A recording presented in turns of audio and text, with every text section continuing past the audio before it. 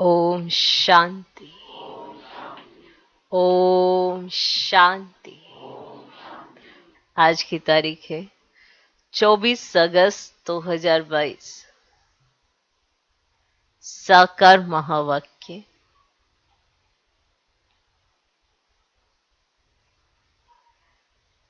बाबा कहते, मीठे बच्चे, जब तक जीना है पवित्रता का व्रत पक्का रखना है। जब तक जीना है पवित्रता का व्रत पक्का रखना है, क्योंकि ये अंतिम जन्म है।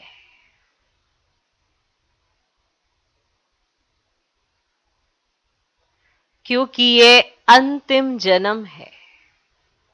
पवित्र बनकर पवित्र दुनिया में जाना है।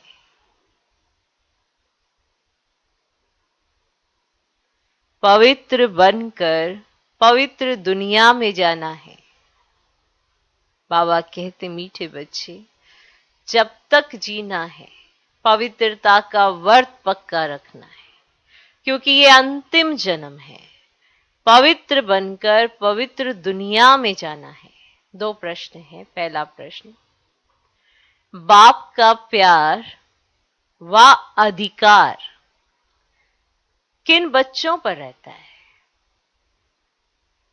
बाप का प्यार व अधिकार किन बच्चों पर रहता है? माना बाबा का प्यार, बाबा का अधिकार किन बच्चों पर रहता है? उत्तर, जो अच्छी रीति पढ़ते और पढ़ाते हैं, सबूत देते हैं। जो अच्छी रीति पढ़ते और पढ़ाते हैं, सबूत देते हैं, उन पर बाप का सबसे अधिक प्यार रहता है। उन पर बाप का सबसे अधिक प्यार रहता है। जो अच्छी रीति पढ़ने वाले हैं, जो अच्छी रीति पढ़ने वाले हैं, वही माला में पिरोएंगे।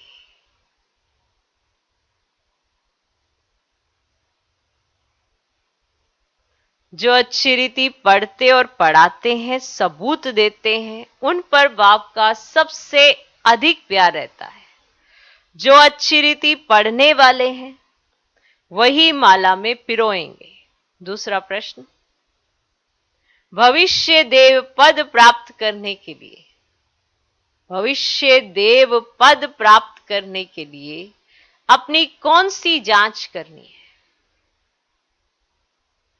भविष्य देव पद प्राप्त करने के लिए अपनी कौन सी जांच करनी है? उत्तर, जांच करो दैवी गुण धारण करने में कौन कौन से विघ्न आते हैं। जांच करो दैवी गुण धारण करने में कौन कौन से विघ्न आते हैं। उन विघ्नों को युक्ति से उड़ाना है। उन विघ्नों को युक्ति से उड़ाना है। अपने को देखना है, हम पावन कहां तक बने हैं। अपने को देखना है, हम पावन कहां तक बने हैं। कोई भी कांटा रुकावट तो नहीं डालता। कोई भी कांटा रुकावट तो नहीं डालता।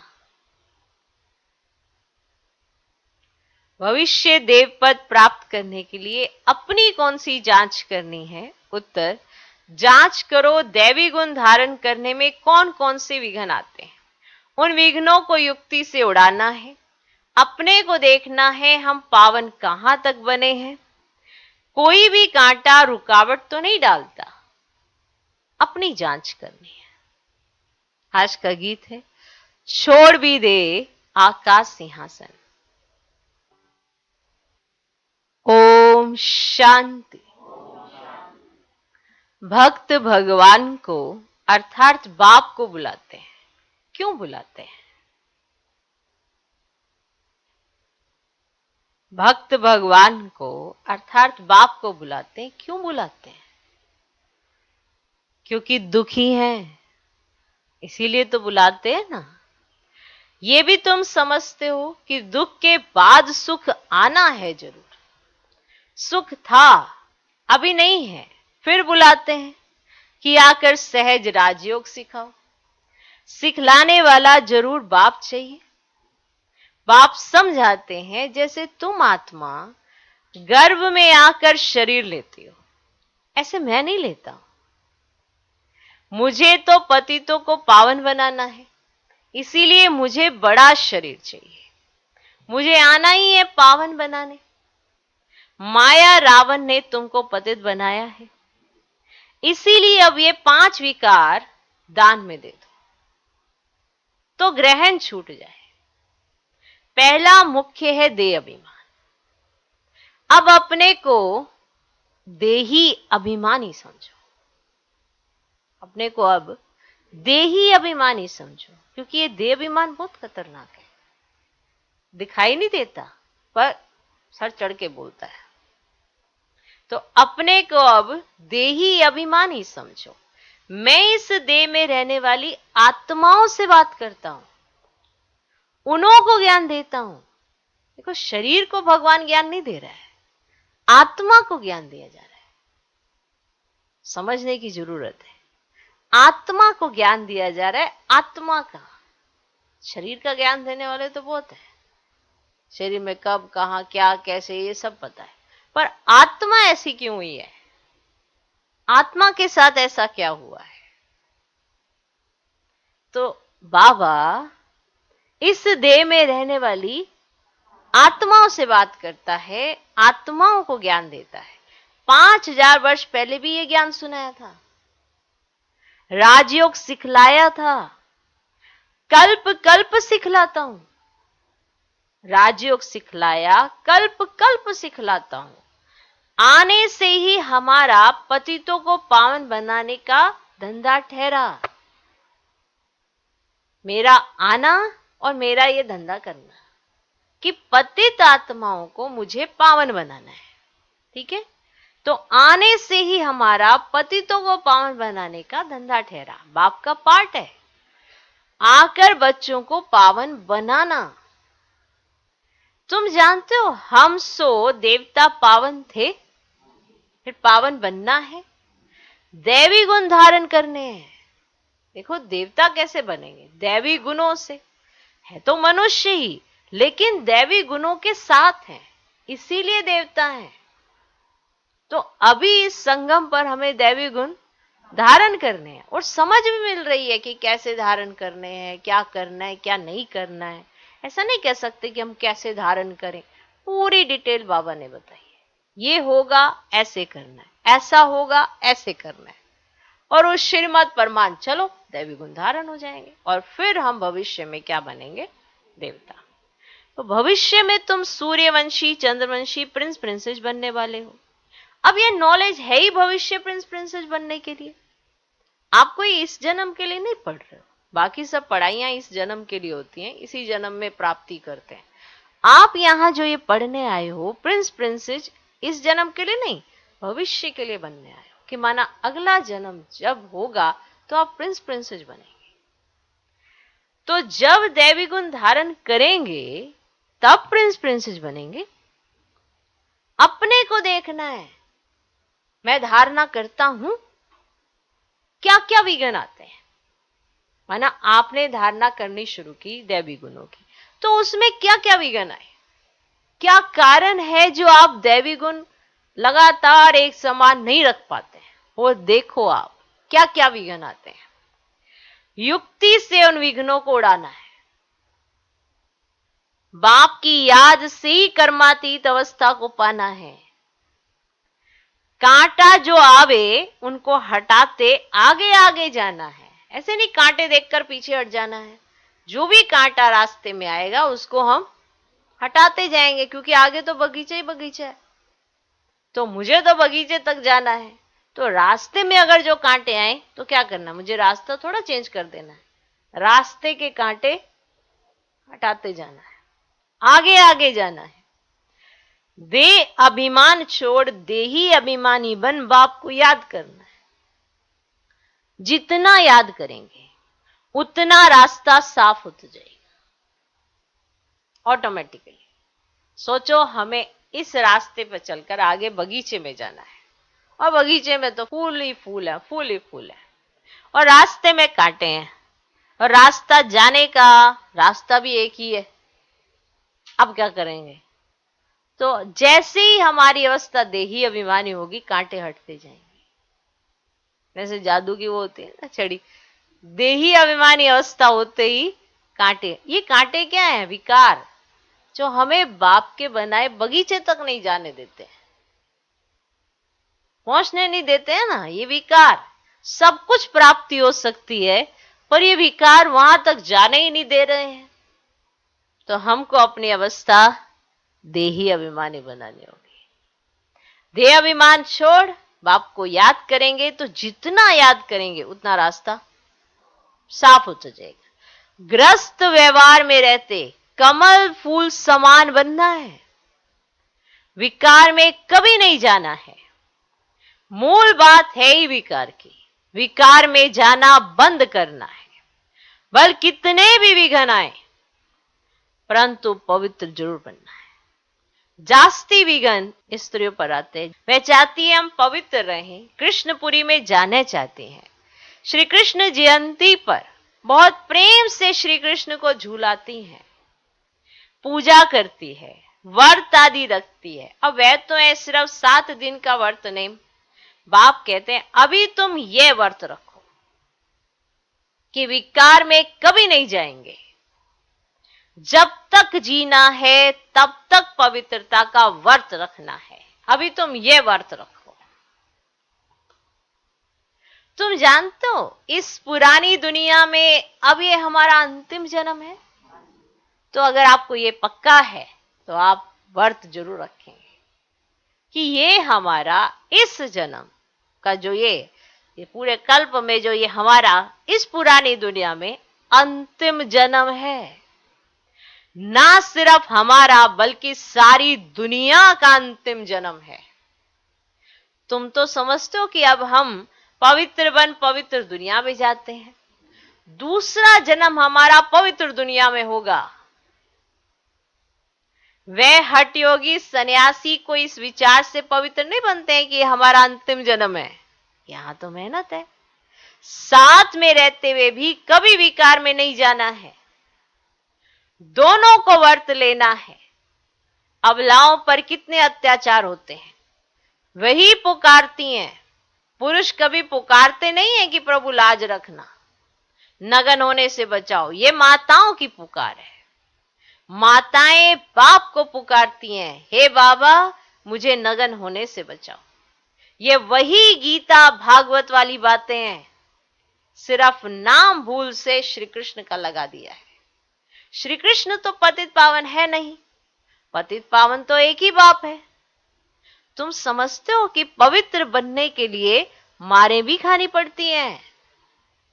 कल्प पहले भी ऐसे हुआ था, अब फिर से हो रहा है।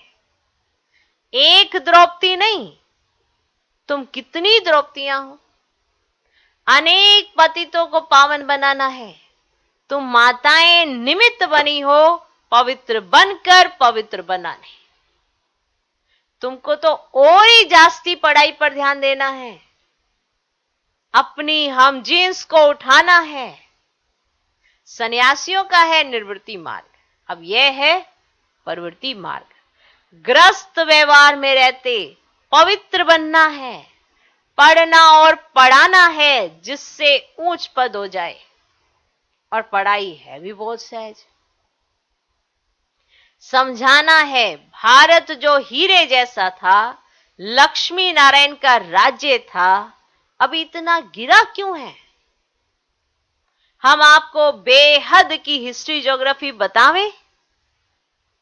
फिर स्वर्ग कैसे होगा, मनुष्यों के तो ख्याल में भी नहीं है। यह किसको पता ही नहीं है कि लक्ष्मी नारायण जो पूज्य थे वही पुजारी बने हैं। आप ही पूज्य, आप ही पुजारी। तो यह परमात्मा के लिए नहीं है।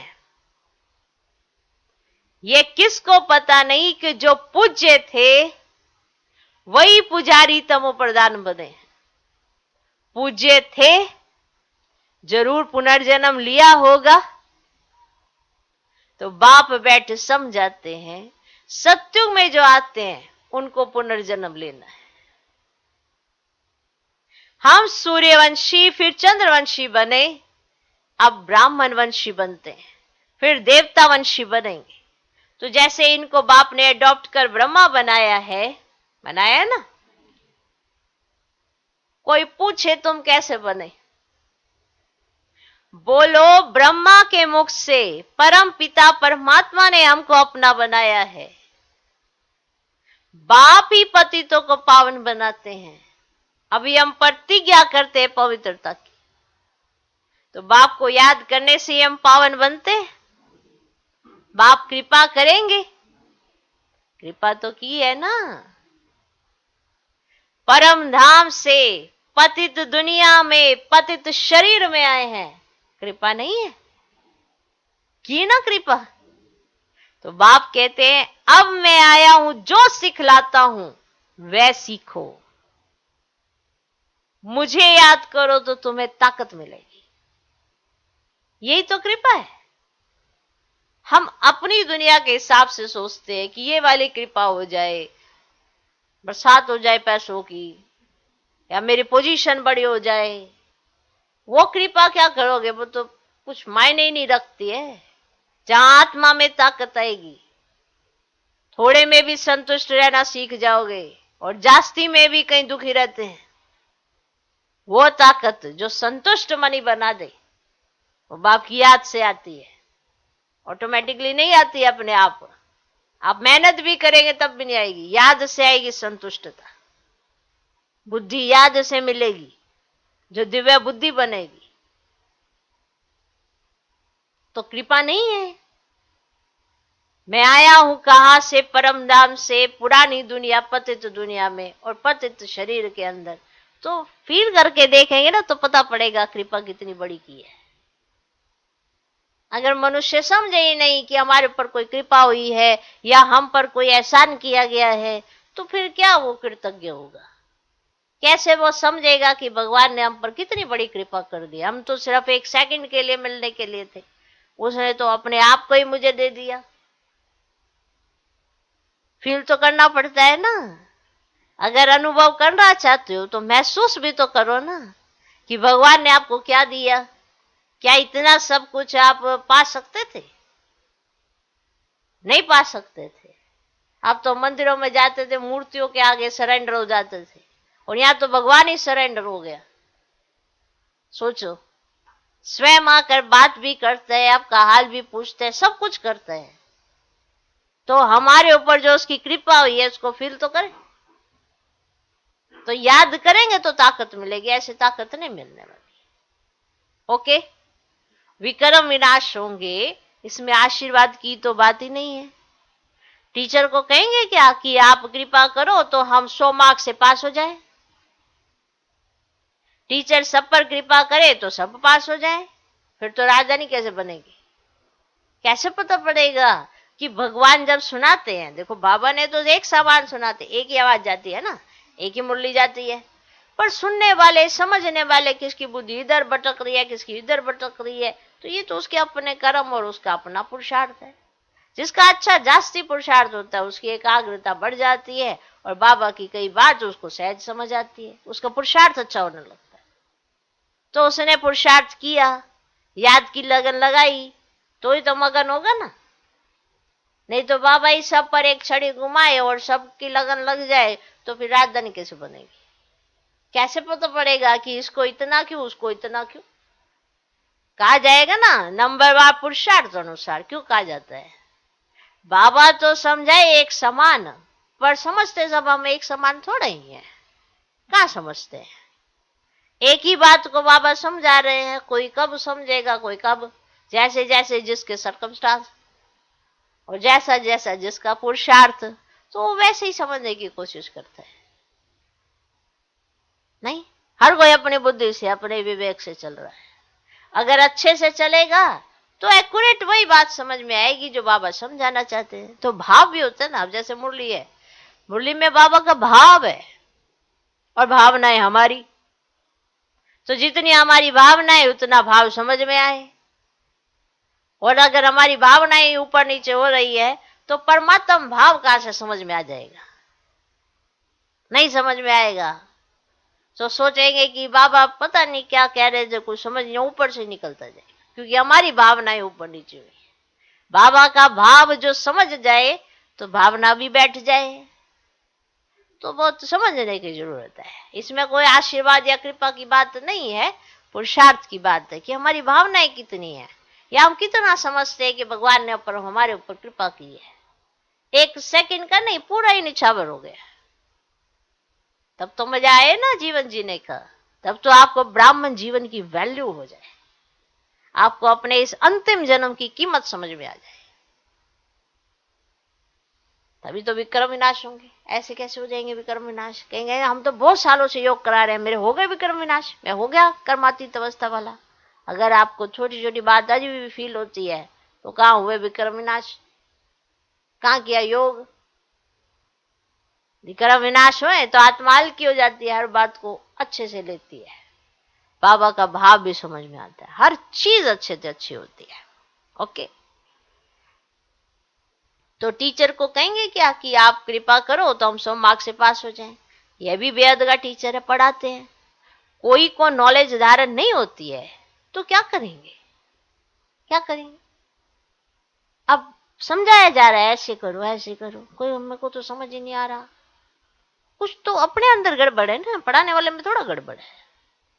जो 100 में से 80 पढ़ रहे हैं, 20 नहीं पढ़ रहे हैं, तो इसमें पढ़ाने वाले का थोड़ा दोष है। 80 भी तो पढ़ रहे हैं, तो 20 की बुद्धि इधर उधर भटक रही होगी, तभी वो नहीं पढ़ पा रहे हैं। तो जो 20 है, अगर वो समझे कि हमारी बुद्धि भटक रही है तो एकाग्र होंगे ना। ओके, तो टीचर सब पर कृपा करे तो सब पास हो जाए, फिर तो राजधानी कैसे बनेगी? तुम बच्चों को तो पुरुषार्थ करना है। जो जितना पुरुषार्थ करता है ना, अपने ऊपर मेहनत करता है, अपनी जांच करता है, देखता है मेरे में दिव्य गुण आए नहीं आए, जो जितना पुरुषार्थ करता है उतना वो आगे बढ़ता है। जो दूसरों को ही देखता रहता है, ये ऐसा कर रहा वो वैसा कर रहा, तो उसका पुरुषार्थ तो ठप है। बस दूर की नजर ठीक है, दूर की नजर कि मानो उसे दूसरों में दोष सारों में नजर आएंगे, अपने में कोई दोष नहीं नजर आएगा, खुद निर्दोष। और ये से उल्टा चलाना है, दूसरे निर्दोष मैं दोषी तब बनूं पावन, ऐसे होता है। अपने पास की नजर देखनी है, खुद में दोष निकालने हैं, तभी तो गुण आएंगे ना। पर करते क्या है, दूसरों में दोष निकालते रहते हैं और खुद को निर्दोष बना देते हैं और पावन बनते नहीं है, विक्रम विनाश नहीं होते, क्योंकि बाप की बात समझ ही नहीं आती, ना बाप का भाव समझ में आता है, ना वो भावना बैठती है। तो समझो, तुम बच्चों को तो पुरुषार्थ करना है, फॉलो करो माँ बाप को, बाप को याद करो, और कोई उपाय है नहीं।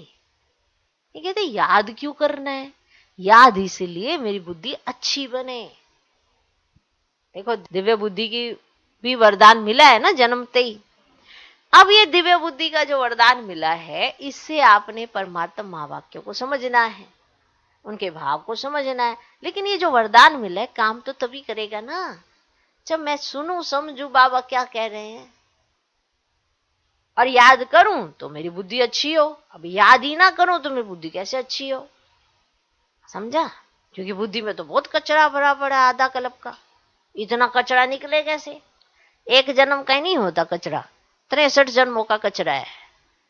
नहीं, आत्मा तभी तो काली हुई, कोई एक जन्म के कारण थोड़ा काली हो जाएगी। इतने सारे हिसाब किताब हैं, इतने सारे विक्रम किए हैं, कुछ याद है कुछ नहीं याद है। इस जन्म के भी अगर सोच रहे तो डर लगने लग जाता है। सोचो पिछले कितने जन्मों के होंगे तो कितना डरेंगे हम। कि अगर किसी को पता पड़े तो हमारे तो अरे कोई चेहरा भी ना दिखे, है ना। तो सोचो, अपने आप में तो मनुष्य को सब पता होता है ना, मनुष्य आत्मा तो सब जानती है ना। तो इसीलिए याद करना ही एक उपाय है, और कोई उपाय नहीं है। याद करेंगे ताकत मिलेगी, विक्रम विनाश होंगे, ऑटोमेटिकली बुद्धि अच्छी होगी, आत्मा से तो प्रदान हो जाएगी। तो नहीं तो बाप को पुकारते क्यों हो? साधु संत आदि सब कहते हैं हमको दुख से आकर छुड़ाओ, भारी संकट आने हैं। जब विनाश शुरू हो जाएगा फिर समझेंगे जरूर कहीं भगवान गुप्त वेश में है, क्योंकि विनाश तो हो रहा है तो माना फिर भगवान भी होगा। अब जैसे एक बात से दूसरी बात सिद्ध हो जाती है ना, तो ऐसे होएगा। तो श्री कृष्ण अगर होता तो सारी दुनिया में ढिंडोरा पिट जाता। अब श्री कृष्ण तो आ ना सके, यह तो बाप को आना पड़ता है। तो अंत तक बाप को ज्ञान सुनाना है, आते ही गुप्त रूप में है। श्री कृष्ण तो हो ही ना सके। अब जैसे ही श्री कृष्ण आए तो सबको पता पड़ जाए, क्योंकि उनका चित्र तो वैसे भी देखा हुआ है, तो वैसे ही पता पड़ जाएगा। लेकिन ऐसे तो उनको आना नहीं है। तो निराकार बाप सभी का एक है ना, तो वे आए हैं पतितों को पावन बनाकर वर्षा देने। तुम्हारा भी फर्ज है सबको बतलाना, पूछना है परम पिता परमात्मा से तुम्हारा क्या संबंध है। बाप को कितने ढेर बच्चे हैं, परम पिता परमात्मा का डायरेक्शन है कि एक तो मुझे याद करो और अच्छी रीति पढ़ो। बाबा को अच्छी रीति याद कर ऊंच वर्षा पाना है। अब बेहद की हिस्ट्री ज्योग्राफी तुमको समझाते रहते हैं, और चित्रों पर भी तुम समझा सकते हो। अब भारत सतयुग में सिरताज था, और सूर्यवंशी देवी देवताओं राज्य करते थे, फिर चंद्रवंशी राज्य हुआ, कला गिरती गई, ये भी तो देखना पड़े ना। अब पढ़ेंगे अच्छी रीति तो सीखेंगे भी, समझा। अब जो जितना पढ़ता है वो सीखता भी अच्छा है, बुद्धि अच्छी होती है उसकी। अब पढ़ेंगे लिखेंगे नहीं तो बुद्धि कैसे चलेगी। पढ़ना लिखना भी जरूरी होता है, इसलिए परमात्मा महावाक्यों को भी अच्छे से स्टडी करेंगे तो बुद्धि चलेगी। अच्छा बाबा ने ऐसा कहा है, तो बाबा का भाव समझ में आएगा, तो ऑटोमेटिकली हर चीजें अच्छे से अच्छी लगने लगेंगी। नहीं तो कुछ समझ नहीं आना, सब ऊपर ऊपर से ही ऐसे चला जाएगा।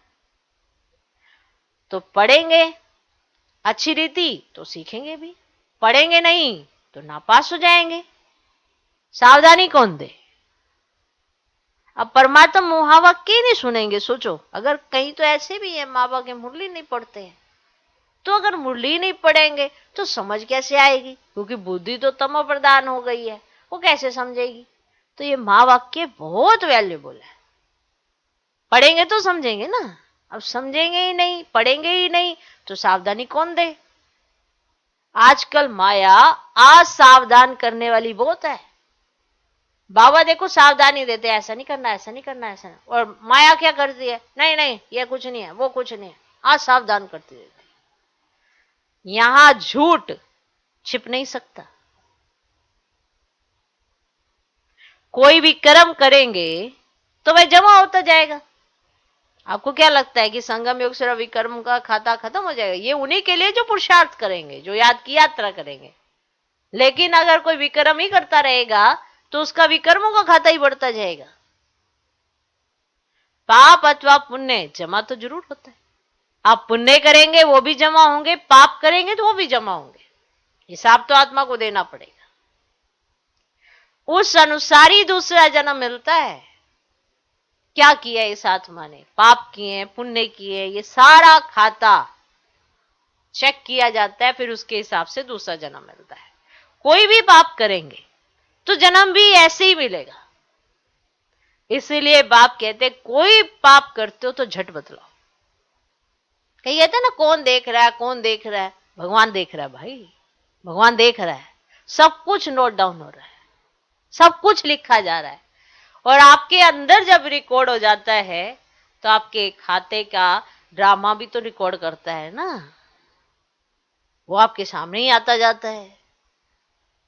सीन आपके सामने आते जाते तो आपको याद आ जाता है कि अरे मैंने ऐसा किया था इसलिए ऐसा हो गया। सब कुछ रिकॉल होगा, कोई जरूरत नहीं कि कोई आपको याद आएगा कराएगा, ऑटोमेटिकली रिकॉल होगा,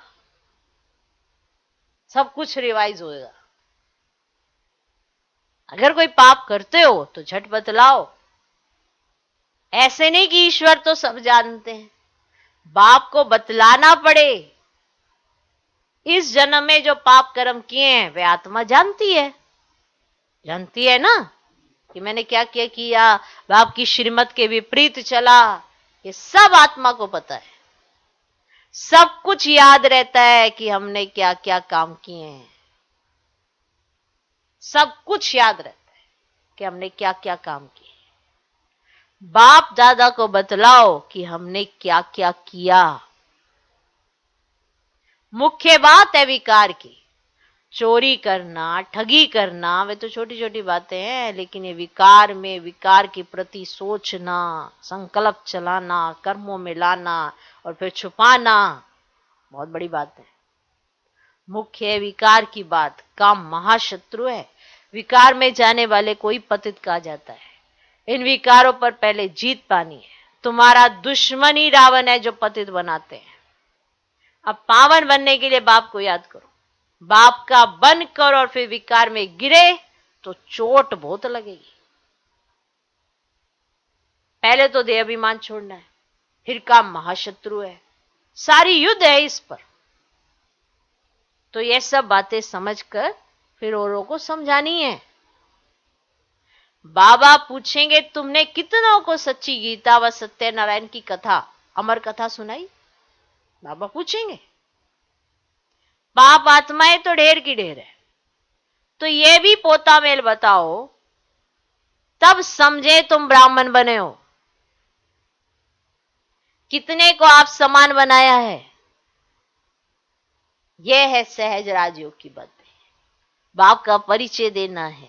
दुनिया में यह तो कोई नहीं जानते ना, तो बाप के पास बहुतों के सर्टिफिकेट भी आते हैं, लिखते हैं फलाने ने ऐसा समझाया, वही गुरु निमित्त बना, स्वर्ग का मालिक बना ले, तो बीके सबूत देते हैं।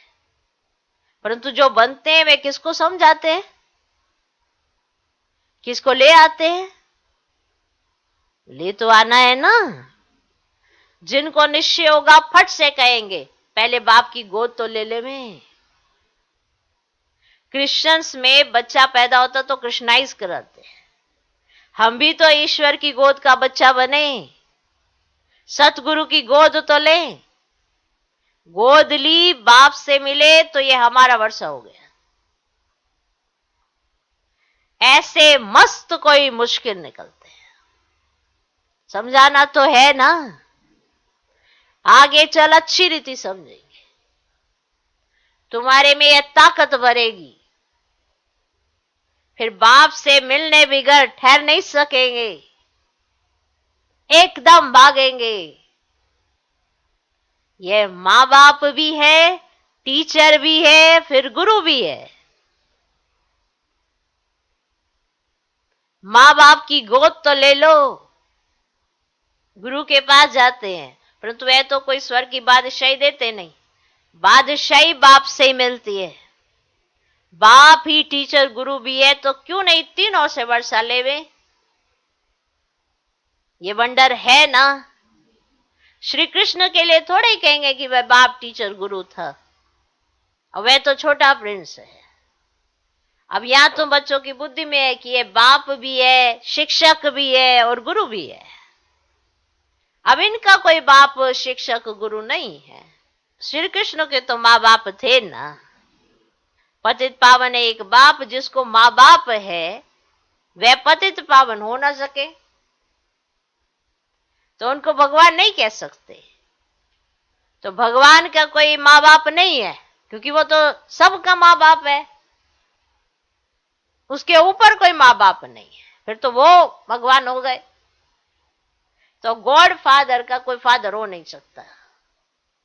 गॉड फादर कोई पतित पावन लिबरेटर कहा जाता है।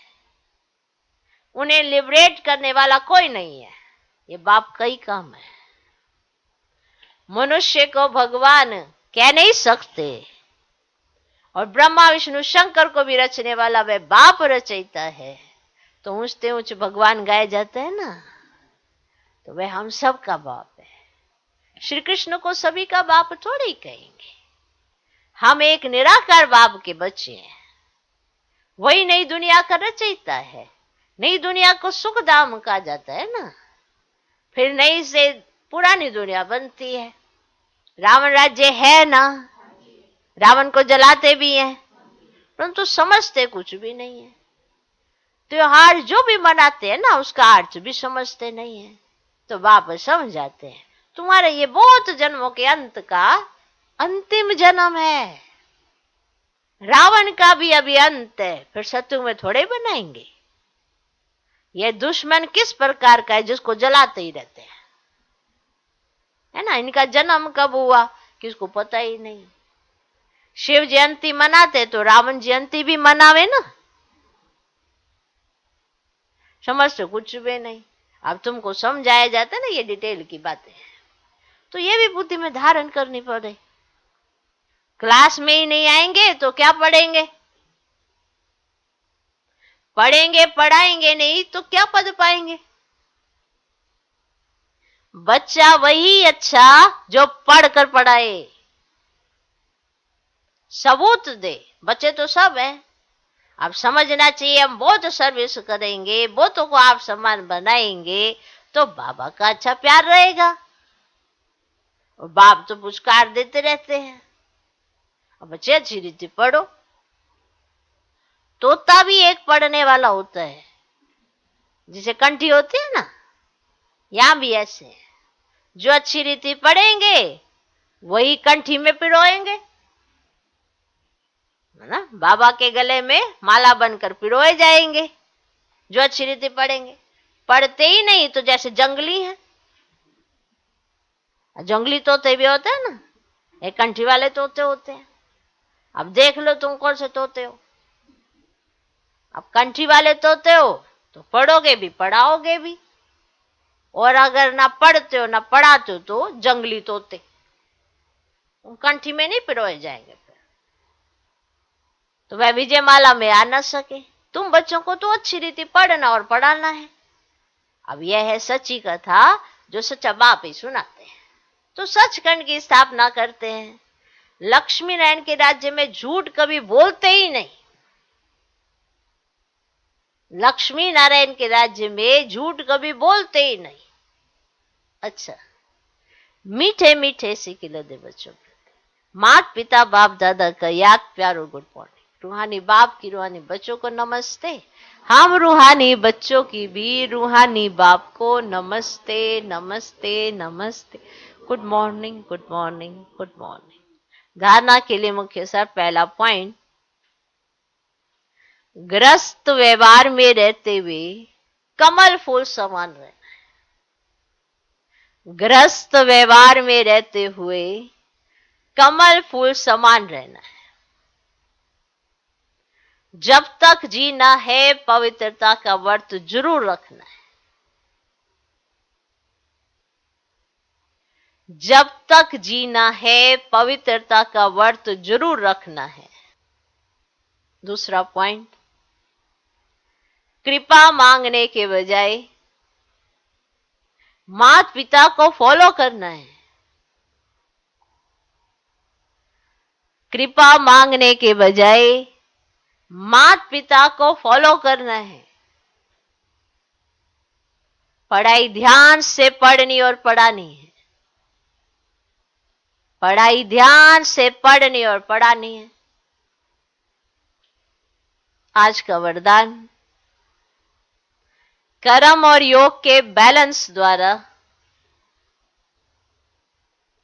कर्म और योग के बैलेंस द्वारा सर्व की ब्लेसिंग प्राप्त करने वाले सहज सफलता मूर्त भव। कर्म और योग के बैलेंस द्वारा सर्व की ब्लेसिंग प्राप्त करने वाले सहज सफलता मूर्त भव। कर्म में योग और योग में कर्म। ऐसा कर्म योगी अर्थात श्रेष्ठ समृद्धि, श्रेष्ठ स्थिति और श्रेष्ठ वायुमंडल बनाने वाला, श्रेष्ठ समृद्धि, श्रेष्ठ स्थिति और श्रेष्ठ वायुमंडल बनाने वाला सर्व की दुआओं का अधिकारी बन जाता है। कर्म और योग के बैलेंस से हर कर्म में बाप द्वारा ब्लेसिंग तो मिलती ही है, लेकिन जिसके भी संबंध संपर्क में आते हैं उनसे भी दुआएं मिलती हैं। सब उन्हें अच्छा मानते हैं। ये अच्छा मानना ही दुआएं हैं कि बहुत अच्छे हैं, सब उन्हें अच्छा मानते हैं। सब ये अच्छा मानना ही दुआएं हैं। तो जहां दुआएं हैं वहां सहयोग है, और ये दुआएं व सहयोग ही सफलता मुहूर्त बना देता है। आज का स्लोगन, सदा खुश रहना और खुशियों का खजाना बांटते रहना, यही सच्ची सेवा है। सदा खुश रहना और खुशियों का खजाना बांटते रहना, यही सच्ची सेवा है।